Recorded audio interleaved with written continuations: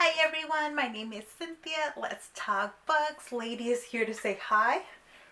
Or maybe I'm making her a little bit. Am I making you, lady?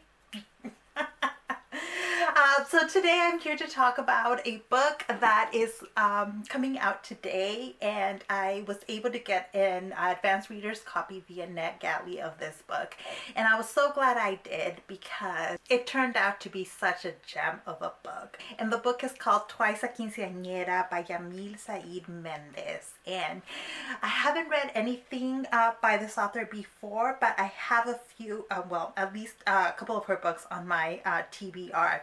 And the premise is actually really kind of intriguing. The book starts with our main character, Nadia, who is breaking off her engagement with her fiance weeks before the wedding is set to happen. And so she has to go about canceling the wedding, but because they've already put out deposits and paid for most of the wedding, there are things that just can't be canceled. And so she decides that instead of like canceling the venue and the whole party, she's gonna throw herself a treintañera. So like a double 15th birthday, right?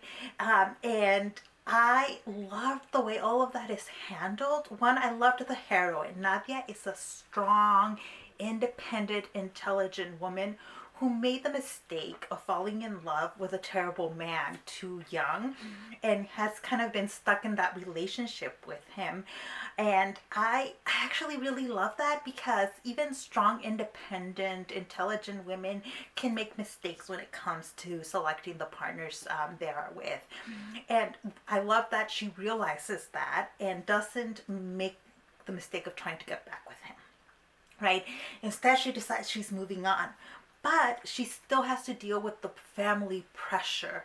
She was about to get married like a day before her 30th birthday. And so that meant something to her because hitting 30 without being married was a kind of sign of like being on the shelf, you're a spinster. And I think that is still very true in a lot of Latino families, that women that get married too late or don't get married at all are kind of seen as breaking social norms. It was not true in my family. I did just get married, but there wasn't the same kind of pressure. However, I did understand how the pressure that Nadia's family was putting on her and why she was fighting something really important when she was fighting their attitudes. And so she decides to throw herself this party, and people are kind of looking at her weird. And yet they love and support her, so they're going to do that, and not without its difficulties. But I really enjoyed all that aspect of Nadia confronting her family, and that they're not horrible people. They're people with some antiquated notions of what marriage and age and womanhood are, but they're not terrible people. They still love Nadia, and there's still some good family dynamics that are worth fighting for and preserving. Now, in the process of throwing herself this birthday party, Nadia reconnects with kind of the one who got away, Marcos, who she kind of had a intense but short love affair when she was in college, during a time in which she was broken up with her ex. And neither one of them like they shared a really intense connection, but they didn't have enough like contact information on each other because they were really dumb and in college.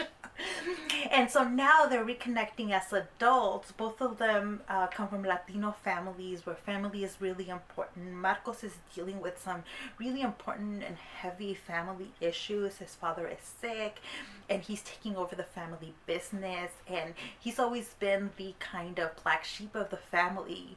And so this is really important for him to do, and to show that he cares about the family and for his family to take him seriously. And so seeing the two of them navigate through these family issues was really important, at the same time that they're reconnecting with each other and learning what a relationship could look like between the two of them if they decide to be in a relationship together. This is a romance, so you know how it's going to go.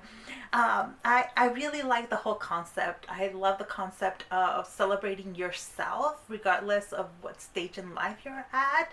Nadia is not not just about to turn 30, she's incredibly successful, she's happy in lots of ways in her life, and having a man does not define her, and that is made clear in the story, even though this is a romance.